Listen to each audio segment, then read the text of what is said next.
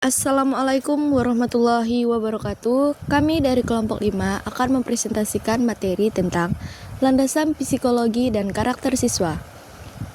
Sebelumnya, terima kasih kepada Dr. Intan Kusumawati MPD selaku dosen pengampu landasan pendidikan. Dalam presentasi ini, kami akan membahas bagaimana psikologi berperan dalam pengembangan siswa dan pengaruhnya terhadap pembentukan karakter mereka. Semoga presentasi ini bisa memberikan wawasan baru yang bermanfaat. Terima kasih atas perhatian semua.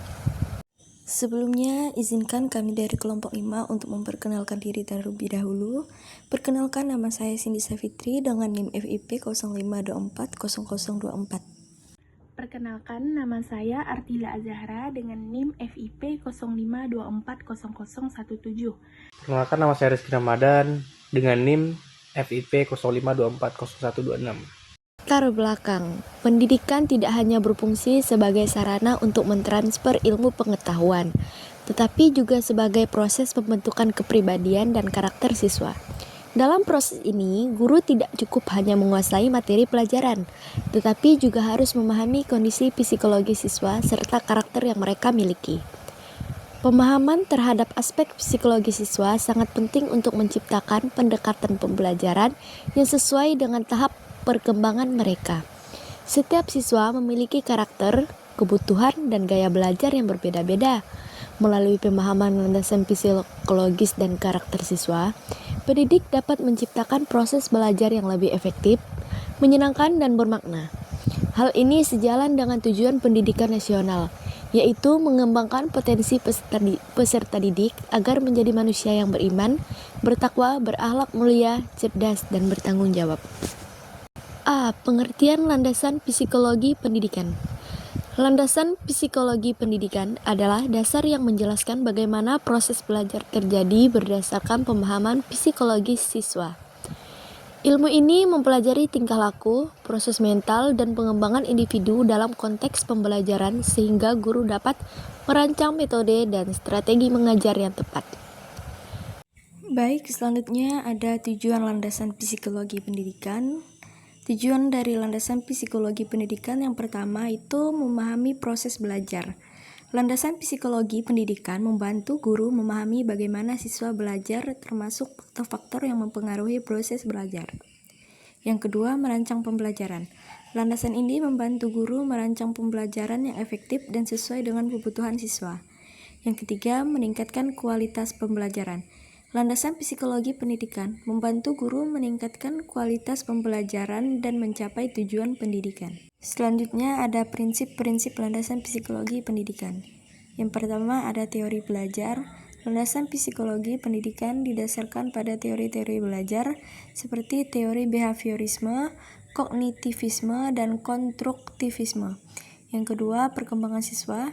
Landasan ini mempertimbangkan perkembangan siswa termasuk aspek kognitif, sosial, dan emosional. Yang ketiga, kebutuhan siswa. Landasan psikologi pendidikan memperhatikan kebutuhan siswa termasuk kebutuhan fisik, emosional, dan sosial. B. Aspek perkembangan psikologis siswa. Siswa mengalami perkembangan secara bertahap dalam berbagai aspek. Yang pertama, pengembangan kognitif Jean Piaget. Proses berpikir anak berkembang melalui tahapan sensori motor. Saya akan melanjutkan materi yang bagian C tentang teori-teori psikologi terkait pembelajaran. Yang pertama ada dari Jean Piaget, anak belajar melalui pengalaman langsung dan membangun pengetahuannya sendiri. Yang kedua ada dari Lev Vygotsky, konsep zona perkembangan proksimal atau ZPD menyatakan bahwa anak bisa belajar lebih baik dengan bantuan orang lain. Yang ketiga ada dari Burhas Frederick Skinner, teori behaviorisme menekankan pentingnya penguatan atau reinforcement dalam membentuk perilaku. Selanjutnya bagian D yaitu pengertian karakter siswa. Karakter siswa adalah nilai-nilai yang terbentuk melalui proses yang panjang, yang tercermin dalam sikap dan perilaku sehari-hari.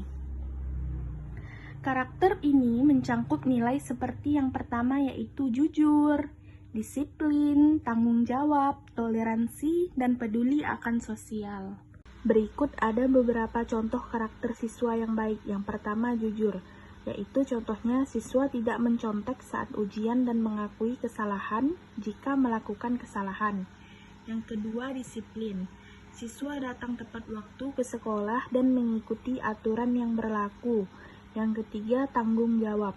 Siswa mengerjakan tugas yang diberikan dan memikul tanggung jawab atas proyek yang dikerjakan. Yang keempat, toleransi. Siswa menerima dan menghargai perbedaan agama, budaya, dan pendapat teman-temannya. Yang kelima, peduli akan sosial. Siswa membantu teman yang membutuhkan dan berpartisipasi dalam kegiatan sosial di sekolah. Baik, materi selanjutnya yang akan saya bahas yaitu faktor yang mempengaruhi karakter siswa. Yang pertama adalah keluarga, merupakan lingkungan pertama dan utama dalam pembentukan karakter. Nilai-nilai, moral, etika, dan kebiasaan dasar biasanya ditanamkan pertama kali di lingkungan keluarga. Sebagai contoh, yang pertama, pembiasaan rutin. Membiasakan anak mengucapkan terima kasih dan maaf, berdoa sebelum makan, atau membersihkan kamar sendiri. Yang kedua, keteladanan orang tua. Orang tua menunjukkan sikap jujur, misalnya mengembalikan uang kembalian kelebihan, atau menghargai waktu, tepat janji. Yang ketiga, komunikasi terbuka. Diskusi tentang nilai-nilai moral, seperti pentingnya tidak berbohong atau membantu sesama. Yang kedua, sekolah. Sebagai lembaga pendidikan formal, sekolah memiliki peran strategis dalam membentuk karakter siswa melalui pembiasaan, penguatan nilai, dan keteladanan dari para guru. Sebagai contoh, pembiasaan positif. Contoh upacara bendera untuk menumbuhkan nasionalisme, program Jumat Bersih untuk melatih tanggung jawab. Yang kedua, integrasi nilai dalam pembelajaran. Guru mengaitkan materi pelajaran dengan nilai karakter, misalnya diskusi tentang kerusakan lingkungan alam, pelajaran IPA. Yang ketiga, ekstrakurikuler berkarakter. Kegiatan pramuka, disiplin, paduan suara, kerjasama, atau debat kritis dan menghargai pendapat. Yang ketiga, lingkungan sosial. Teman sebaya komunitas serta kondisi sosial budaya di sekitar siswa turut membentuk sikap dan perilaku mereka sehari-hari. Sebagai contohnya, komunitas positif. Ikut Karang Taruna yang fokus pada kegiatan sosial atau klub olahraga yang menekankan sportivitas. Yang kedua, pengaruh teman sebaya. Siswa termotivasi untuk rajin belajar karena teman-temannya aktif atau sebaliknya terpengaruh merokok karena tekanan kelompok. Yang keempat, media dan teknologi. Tayangan televisi, media sosial, dan informasi digital memiliki pengaruh kuat terhadap pembentukan karakter, baik secara maupun negatif. Oleh karena itu, penting adanya pengawasan dan literasi digital. Sebagai contohnya, dampak positif, video edukasi tentang keberagaman budaya, aplikasi pembelajaran yang interaktif, misalnya Duolingo untuk melatih ketekunan. Yang kedua, dampak negatif, konten kekerasan di game online, hoaks, dan ujaran kebencian di media sosial. Materi selanjutnya yaitu peran guru dalam membentuk karakter. Guru memiliki tanggung jawab besar dalam membina dan membentuk karakter siswa. Beberapa peran guru antara lain sebagai teladan. Perilaku guru sehari-hari akan ditiru oleh siswa, baik secara sadar maupun tidak. Sebagai contohnya, konsistensi antara ucapan dan perbuatan. Jika guru mengajarkan kejujuran, ia tidak boleh menyontek saat mengisi dokumen sekolah atau memanipulasi nilai. Sikap menghargai. Guru menyapa siswa dengan ramah, mendengarkan pendapat siswa, dan tidak memotong pembicaraan. Tanggung jawab. Guru datang tepat waktu, menyiapkan materi dengan baik, dan mengoreksi tugas tepat waktu. Mengakui kesalahan. Jika guru melakukan kesalahan, misalnya dalam menjelaskan materi, ia berani meminta maaf dan memperbaikinya. Yang kedua, sebagai pembimbing. Guru membimbing siswa tidak hanya secara akademik, tetapi juga dalam pembentukan nilai, etika, dan sikap. Sebagai contohnya, bimbingan individual. Mengidentifikasi kebutuhan siswa. Misalnya, siswa pemalu, siswa yang kurang disiplin, dan memberikan pendampingan khusus. Diskusi nilai. Membentuk sisi curah pendapat tentang isu moral, seperti bullying, kejujuran dalam ujian, atau menghargai perbedaan. Pemberian contoh konkret. Misalnya ketika terjadi konflik antar siswa, guru memberi mereka untuk menyelesaikan masalah dengan dialog dan empati. Feedback positif. Memberikan pujian pada sikap baik siswa. Misalnya, ayah bangga melihat kamu membantu teman yang terjatuh tadi. Yang ketiga, sebagai fasilitator nilai. Guru berperan dalam mengintegrasikan pendidikan karakter ke dalam kegiatan belajar mengajar. Misalnya melalui diskusi, simulasi, permainan peran, dan refleksi. Sebagai contoh, role play atau simulasi. Simulasi situasi, dilema moral. Misalnya menemukan dompet hilang untuk melatih keputusan etis. Diskusi kasus, menganalisis cerita sejarah atau literatur yang mengandung nilai kepahlawanan, keadilan, atau persahabatan. Pembelajaran berbasis proyek PJBL. Siswa merancang kampanye anti-bullying atau aksi peduli lingkungan. Refleksi. Siswa merefleksikan pelajaran dari kisah inspiratif, misalnya kisah Nelson Mandela, untuk nilai toleransi. Yang keempat, sebagai pencipta iklim sekolah positif.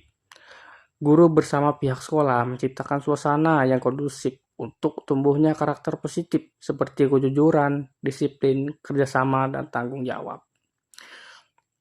Sebagai contohnya, kebijakan sekolah. Membuat aturan jelas tentang penghargaan terhadap kejujuran, misalnya zona jujur atau ujian, dan konsekuensi untuk pelanggaran. Budaya sekolah.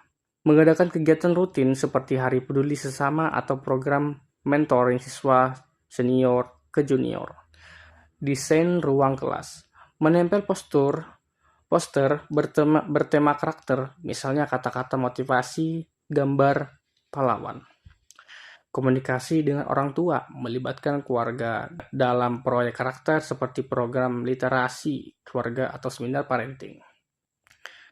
Kesimpulannya, pemahaman tentang landasan psikologi dan karakter siswa merupakan fondasi penting dalam dunia pendidikan.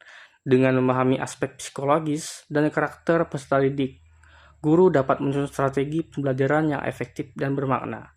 Selain itu, pendidikan karakter yang konsisten dan berkesinambungan akan membentuk generasi yang tidak hanya cerdas secara intelektual, tetapi juga matang secara emosional dan sosial.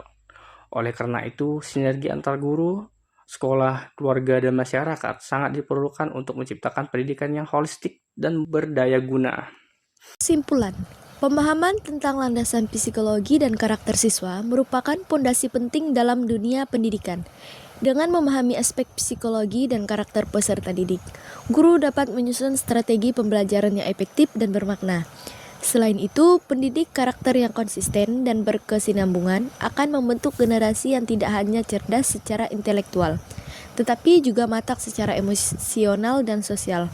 Oleh karena itu, sinergi antara guru, sekolah, keluarga, dan masyarakat sangat diperlukan untuk menciptakan pendidikan yang holistik dan berdaya guna. Baik, mungkin itu saja presentasi yang dapat kami paparkan. Kurang lebihnya mohon dimaafkan. Wabillahi taufiq wal hidayah. Assalamualaikum warahmatullahi wabarakatuh.